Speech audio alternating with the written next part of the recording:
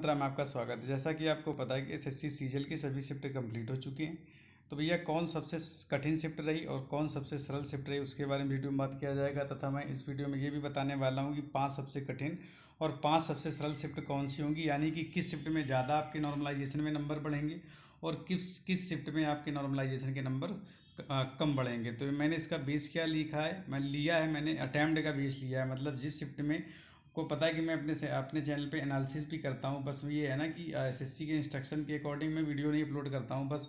फिर भी मैं भी एग्जाम देता रहता हूँ और साथ ही साथ कैंडिडेट से बात करता हूँ, तो मुझे एक आइडिया लग जाता है कि लगभग लगभग क्या एवरेज जा रहा है, ठीक है। और सेंटर पे भी जाके मैं कैंडिडेट से बात करता हूँ कितना उनका कितने अटैम्प्ट करके आ रहे हैं, लगभग कितना उनका स्कोर उनके हिसाब से है। अब देखो अटैम्प्ट के बेस पे स्कोर हमेशा ज़्यादा जाता है, लेकिन जब आंसर की आ जाती है तो यही स्कोर अपने आप कम हो जाता है। अब एसएससी स्टेनोग्राफर का एग्जाम देखें, भी रिसेंट में हुआ है। इसमें जब एवरेज हुआ था, अटैम्प्ट के बेसिस पे एनालिसिस हुआ था, तो लोगों ने बहुत ज़्यादा बताए थे जैसे आंसर किया है, तो बहुत लोगों के नंबर डिक्रीज़ हो गए थे। और आपको पता है जब पेपर इजी आता है ना, तो जल्दबाजी में चीज़ें बहुत ज़्यादा गलत हो जाती हैं ना, तो हो सकता है कि सरल शिफ्ट में आपका स्कोर और ख़राब हो जाए और पता चला थोड़ी सी हार्ड शिफ्ट आ गई, अच्छी शिफ्ट आ गई, तो उसमें शिफ्ट में आपका एवरेज अच्छा हो जाए। हाँ, कुछ लोग ऐसे होते हैं जिनका हर शिफ्ट में पेपर मतलब यदि उनकी मतलब आराम से काम करते हैं, उनका सब में सब ठीक है ठाक जाता है, फिर भी कोई दिक्कत नहीं है। देखो मैं जो शिफ्ट बताने वाला हूँ इसमें बहुत ज़्यादा आप गैप मत सोचिए, मतलब 20-25 नंबर का आपको नॉर्मलाइजेशन में इफेक्ट पड़ेगा। हाँ ये है कि किसी में 10 मिलेंगे तो किसी में 5 मिलेंगे।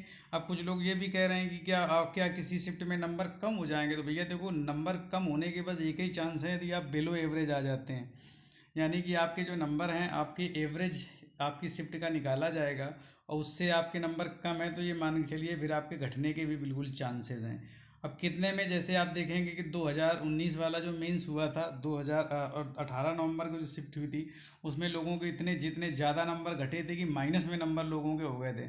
तो ये समझिए जितना बिलो एवरेज आप स्कोर करेंगे उतने ही आपके नंबर घट सकते हैं। और यदि एबव एवरेज हैं एक भी दो नंबर, मतलब एवरेज में भी यदि आप अटैम्प्ट करते हैं तो आपके नंबर घटेंगे नहीं, कुछ तो पढ़ेंगे, ठीक।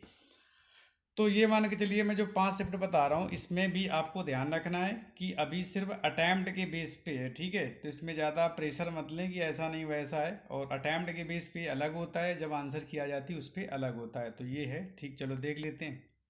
तो यदि मैं सबसे हार्ड शिफ्ट की बात करूं तो ये देखिए आप 1 दिसंबर की जो 4th शिफ्ट थी, इसमें मैक्सिमम लोगों का जो एवरेज स्कोर रहा है वो बिलो रहा है। यानी कि मैं कह सकता हूं कि सबसे हार्ड जो शिफ्ट है वो 1 दिसंबर की 4th शिफ्ट है, इसके बाद 8 दिसंबर की पहली शिफ्ट है, ठीक।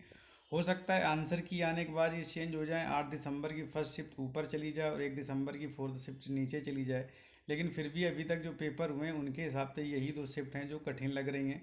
अब फिर से मैं कहूँगा आंसर की आने के बाद और मामला बिल्कुल साफ हो जाएगा, ठीक। तो इनमें मैं इंक्रीज मतलब डिक्रीजिंग ऑर्डर में लिख रहा हूँ, कठिन कठिन कठिन के बाद अब लोवेस्ट करते हुए, ठीक। अब आप देखेंगे तो 12 दिसंबर की जो सेकेंड शिफ्ट है वो भी कठिन रही है, यानी कि थर्ड नंबर पे लग सकते हैं। इसके बाद 2 दिसंबर की फर्स्ट शिफ्ट, इसके बाद 13 दिसंबर की थर्ड शिफ्ट। यहाँ से आप देखेंगे कि पेपर का लेवल 1 दिसंबर में ज़्यादा अच्छा रहा है, इसके बाद फिर 8 का, फिर 12 का, फिर 2 का, ये रहा हार्ड शिफ्ट का मामला, ठीक। अब हम देखने वाले हैं कि इजी शिफ्ट में कौन सी शिफ्ट ऐसी रही जो ज़्यादा इजी रही है, तो उसको भी देख लेते हैं। तो यहाँ से आप देखेंगे कि भैया एसएससी सीजीएल 2022 इजी शिफ्ट, जिसमें आप देखेंगे 8 दिसंबर की जो 4th शिफ्ट है ये सबसे इजी रही, यानी कि इस शिफ्ट में लोगों का जो एवरेज रहा है वो ज़्यादा रहा है, यानी कि लोग ज़्यादा अटैम्प्ट करके आ रहे हैं, और उनका अनुमान है कि अब देखो पेपर में क्या है, इंग्लिश के बारे में जिनकी इंग्लिश बहुत अच्छी है तो उनको तो एग्जैक्ट पता चल जाता है कि कितने कितने नंबर हमारे कितने गलत होने के चांसेस, लेकिन ज़्यादातर चांसेस होते हैं मैथ रीजनिंग में। एक आइडिया लगता है कि मान लो तुमने अटैम्प्ट किया, तुम्हारी तैयारी अच्छी है, तो कितना परसेंटेज हमारा एरर होगा वो आइडिया भी जीएस आप यूट्यूब पे सर्च कर लेते हैं या देख लेते हैं कौन कौन से क्वेश्चन आए, तो उससे एग्जैक्ट पता चल जाता है। इंग्लिश का नहीं पता चलता, लेकिन फिर भी कुछ क्वेश्चन होते हैं जिनमें डाउट होता है कि वो मिले नहीं है, याद नहीं आए, फिर भी एक ये मान के चलिए कि ऐसा एवरेज लोगों का रह रहा होगा, ठीक है। और फिर आंसर की जब आएगी तो और बिल्कुल रास्ते साफ हो जाएंगे भैया क्या क्या रहा, कौन कौन सी शिफ्ट सबसे ज़्यादा। लेकिन फिर भी अभी के जो सर्वे में है वो आपको 8 दिसंबर की 4th शिफ्ट ही सबसे कठिन सबसे इजी होगी।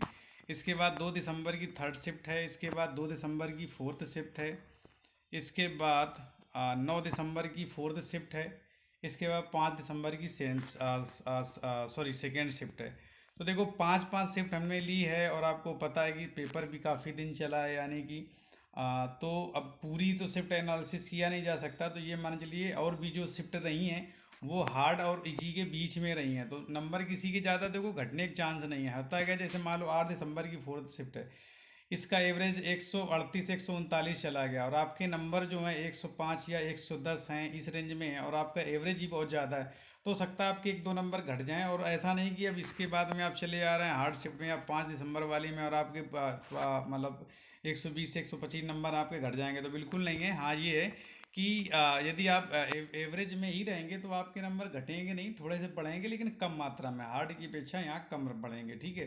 तो ओवरऑल ये इजी और हार्ड का एनालिसिस रहा, आपको कैसा लगा है फिर भी आप कमेंट करके बता सकते हैं। वीडियो यदि सही लगा हो तो आप कमेंट कर लाइक कर दें, कमेंट कर दें। साथ ही साथ मेरा प्रयास यदि आपको अच्छा लगे तो चैनल को सब्सक्राइब करके सपोर्ट कर दें। Thanks for your time.